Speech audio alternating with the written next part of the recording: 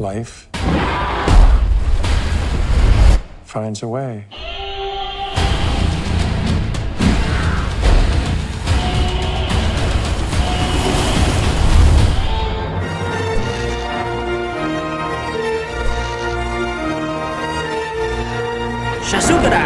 How it's like to work in such a huge franchise as Jurassic World?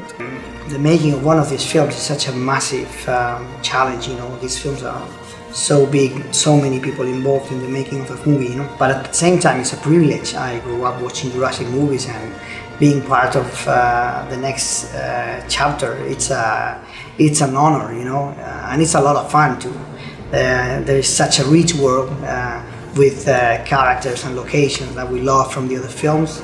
And thinking also about the future of the saga, it was very exciting. What do you bring from your other films like Monster Calls, The Orphanage, to Jurassic World? Well, every movie is a learning experience. I think that, for example, the work I did with animatronics in Monster Calls was very helpful for this film, you know, and The Impossible was a disaster film, a disaster movie, and there's a section of Jurassic World Fallen Kingdom that is also a disaster movie with this volcano erupting at Isla Nublar.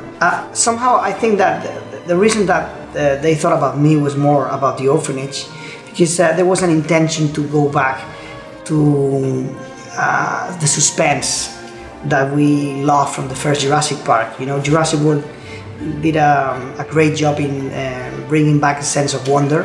And I think that in this case, there was also the intention of bring back an element of fear. What is the terror of being from a T-Rex? You know? How is it like to work with such huge animatronics? Is some kind of scary in this case?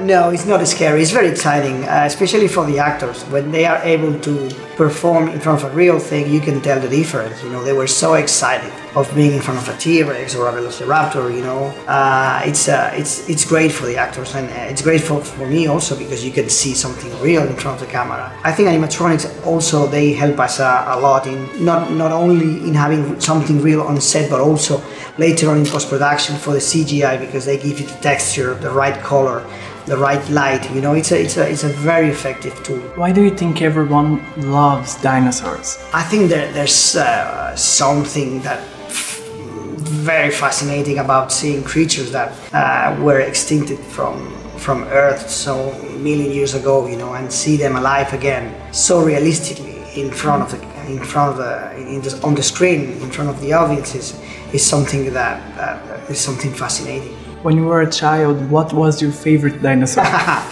Well, I mean, of course, the T-Rex.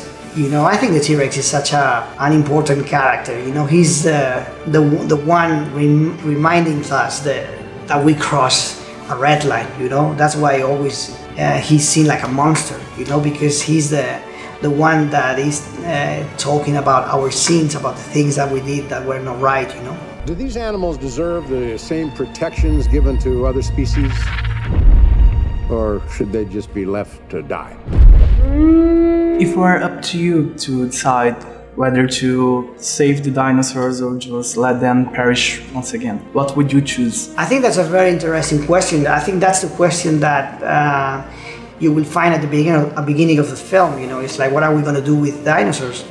Are we going to give them the same protection that we give to other species, or are we just gonna let nature follow its own course? You know, like I think it's a very interesting question. I think you need to see a film to figure out my answer. In the first Jurassic World, everyone keeps talking about the heels Bryce Dallas Howard had.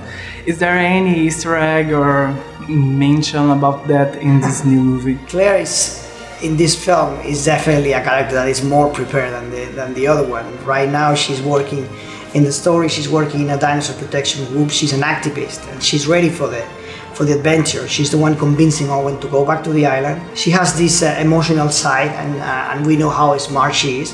But in this one also she has this like very tough physical presence that makes her such a complete character. What fans can expect from Jurassic World Fallen Kingdom? I think there's plenty of stuff that people is expecting that they will find, and as a filmmaker I had the joy of doing all the things that any filmmaker would love to do in a Jurassic movie, but also there's a lot of things that they're not expecting that I think that are the things that for me more interesting when Colin Trevorrow told me about the story. I think this is part of the surprises. I don't want to spoil them, but it's a very refreshing take on the story.